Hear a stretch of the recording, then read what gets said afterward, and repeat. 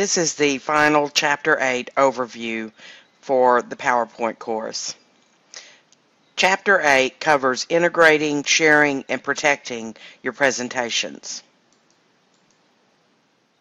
First, we will import Word documents. In the Home tab and in the Slides group, under New Slide, if you click the drop down, you can actually import from an outline. I have already created one on my desktop that I'll demonstrate.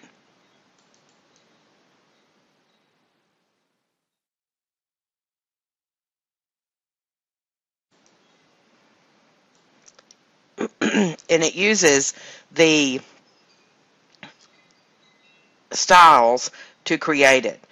Importing from outline was my title style. Must use heading styles was my subtitle. And then I had a heading style 1, which is the title on the title part, and then heading style 2 and heading style 3, which import as bullets. It's very important that you realize in order to import from a Word outline, you must have styles applied to those to the document data.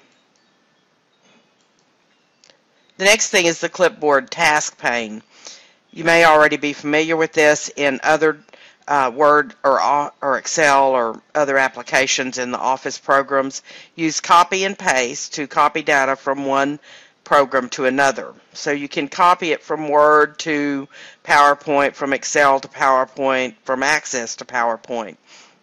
You can open up your clipboard task pane over here to see what's in your clipboard, and you can copy and paste up to 24 items. So it will keep up to 24 items there.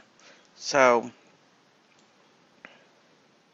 if I copy this, it just keeps adding more to the task pane that I can actually paste into my document. You can close the clipboard task pane up here.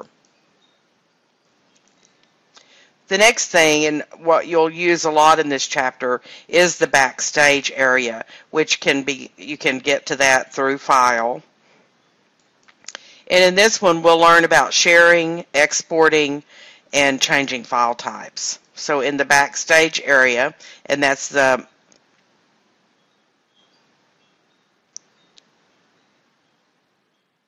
first thing you come to, is you can save it as an Adobe PDF.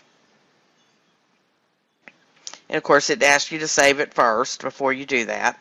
I'm going to say no. You can print, you can share, and you can export into a number of different versions or types of files. For instance, you can create a PDF and XPS document. XPS is the Microsoft version of a PDF that's made by Adobe. Another thing that you can do, and you need to learn the difference in, is between an embedded and a linked object. You can copy and paste or link from any Microsoft Office program. The source program is the one that contains the original object, and the destination program is the program the object is pasted to. I'm going to open a document that I've created in Excel, just for an example.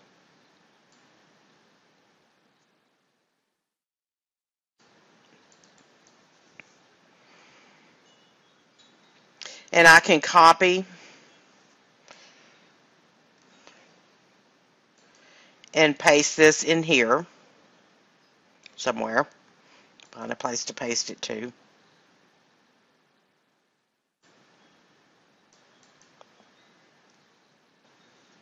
And there it is. And I can increase the size, etc. But what I just did was I embedded the object into Microsoft PowerPoint. And by doing that, I won't be able to make any changes in the spreadsheet and then see them in PowerPoint. So what you may want to do is link the object. If it's a spreadsheet that you're going to constantly be updating, then you should link it instead of embedding the object. If it's not, then it's simpler to just embed the object if it's just a one-time example. Although there are quite a few templates that you have available under the Design tab. You can also download more templates from Office.com by going to File, New, and you can search for templates here.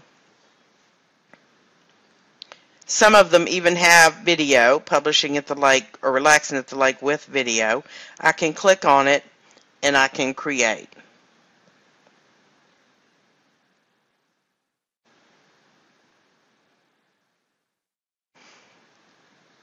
Hopefully this won't take very long.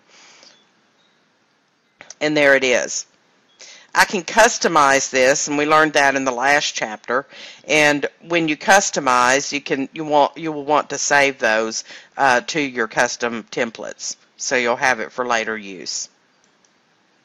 The next thing is the Review tab. There were lots of changes in PowerPoint 2013 in the Review tab. In the Review tab, you can go to the Compare group and compare two documents. I do this quite a bit with comparing your document with the key or the solution to the problem that you're working on or assignment that you're working on, so that I can see any differences. It's very helpful to do that. You can accept or reject the differences, and you can also, and like I said, you can compare two presentations. In the Comments group, you can add comments, you can insert, edit, and delete comments. So you can add a comment. I already had one, check this out, and I can reply to that comment. So if you're collaborating on a presentation with someone else, this is very helpful. And the comments, notice the comments task pane opened up when I did that. I can also insert, edit, and I can delete the comments as well if I want to delete it.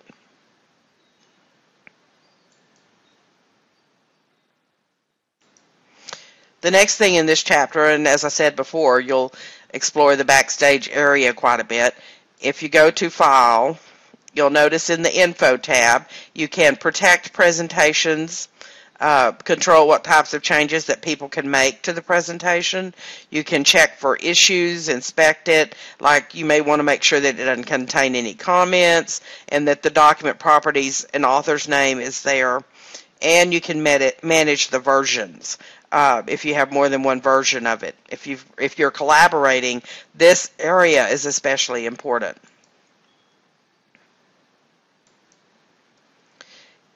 The other thing is that just like your other Office programs, it will autosave. It autosaves every 10 minutes. Once you've saved it, it removes those backup versions so that you don't have a bunch of different versions. But you can manage versions if you need to from the File and Manage Versions.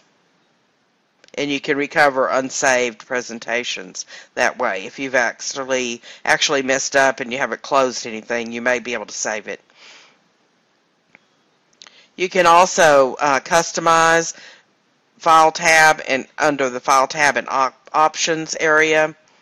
And this is customizing actually the program, the way it looks for you. You can turn off the mini toolbar if it gets in your way and you don't like that. You can enable live preview, which is right now, but I can turn that off.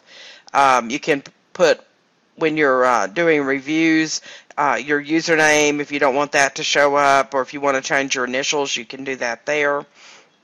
There are a lot of different things. Customizing the ribbon is pretty frequently done. You can also customize the quick access toolbar, like I have added the spell check to mine because I use it frequently. So lots of different lots of different customizations that you can do to the way you use the program, which will help you become more efficient if you use PowerPoint a lot. End of this video.